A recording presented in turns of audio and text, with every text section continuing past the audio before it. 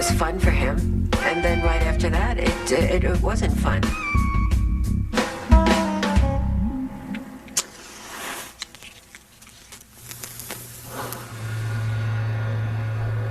Fay Ungar's health was in serious decline throughout the 70s. Stu said he first tried cocaine because of that. His mother died in 1979. I never took a drink or did anything. I was the straightest kid you ever seen. I went over to some friends of mine house, and there was a bottle of cocaine on the table. And I said, what is that? I've never seen it before. I'm trying to think of sometimes if that didn't happen an incident with my mother, is I got involved with it at that point in my life.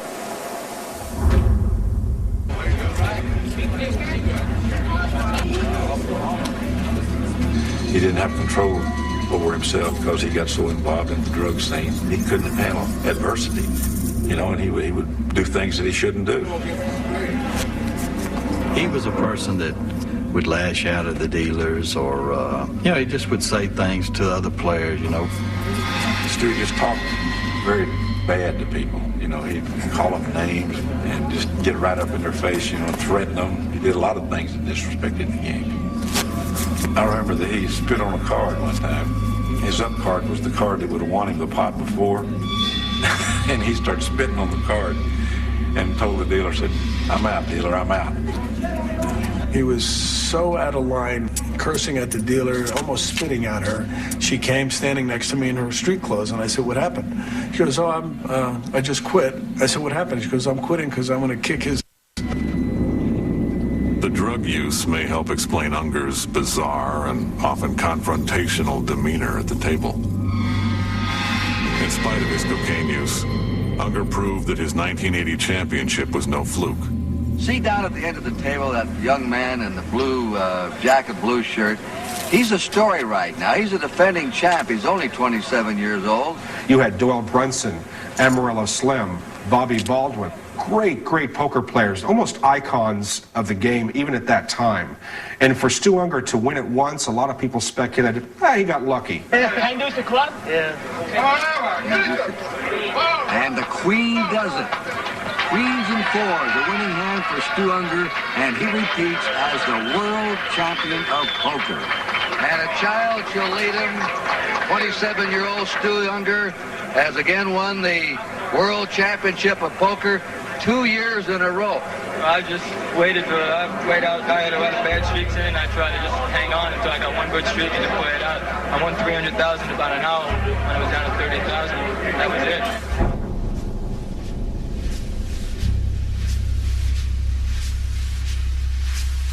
The $375,000 payday marked Ungar as the greatest poker player in the world. It also marked the beginning of his long downward spiral. After he won the second World Series, it really went to his head. Instead of paying that house off or getting an investment banker or whatever, no, it was, I'm going out gambling. And then he went downhill. I mean, he went into a deep cavern in his life. Caused mostly by drugs.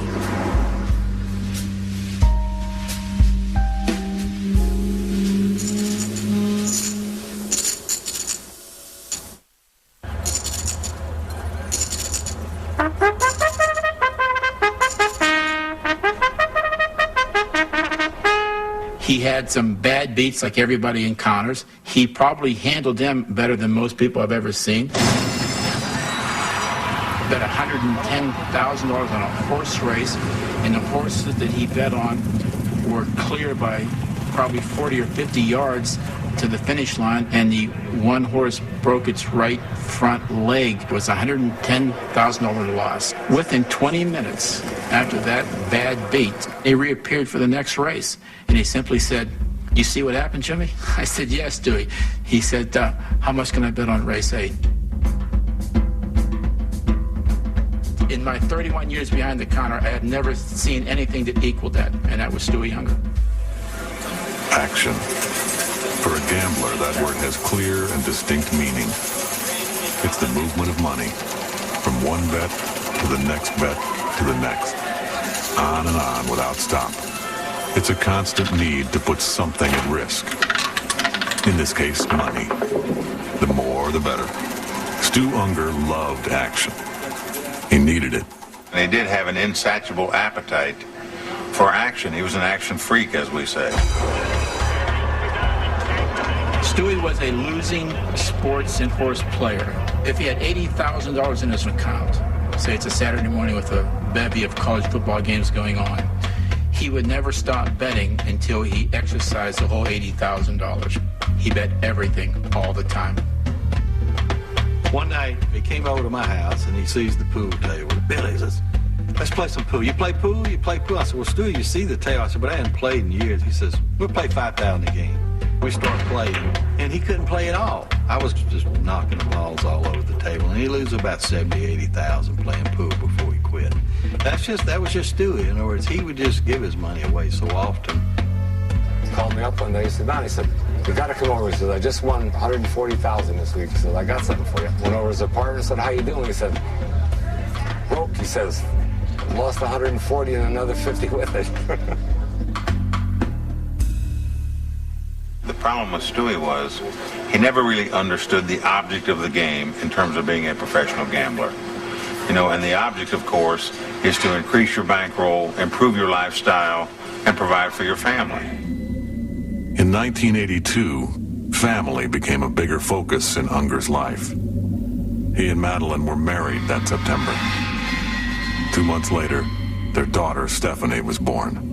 When Stephanie was born, he was just blown away. I mean, he just thought she was everything. And my son Richie idolized everything about Stewie. He idolized what he became. Richie would have loved to have been a gambler. They just loved each other. Those family bonds were tested by Ungar's endless need for action and cocaine.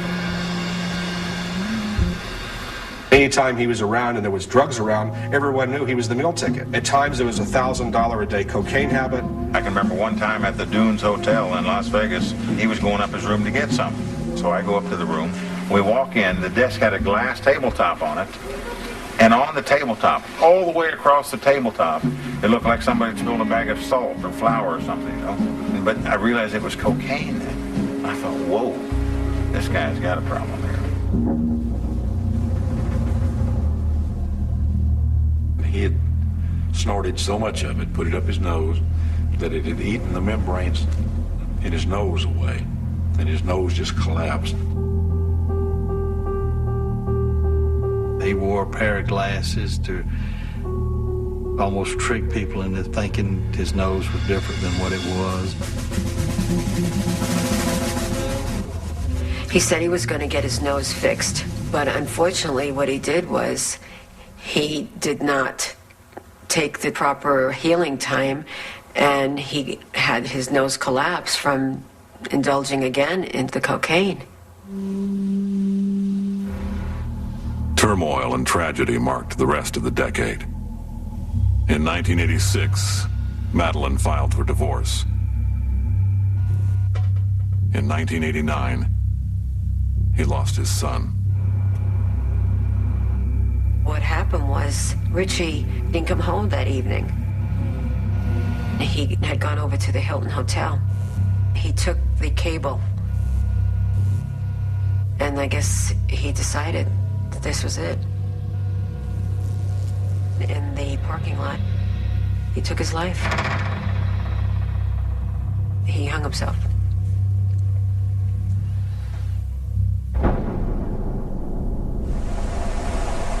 I will not show any tears in public.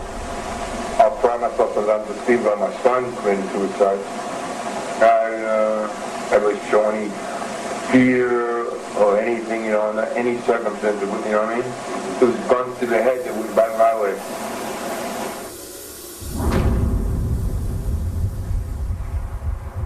My father always blamed himself for my brother's death.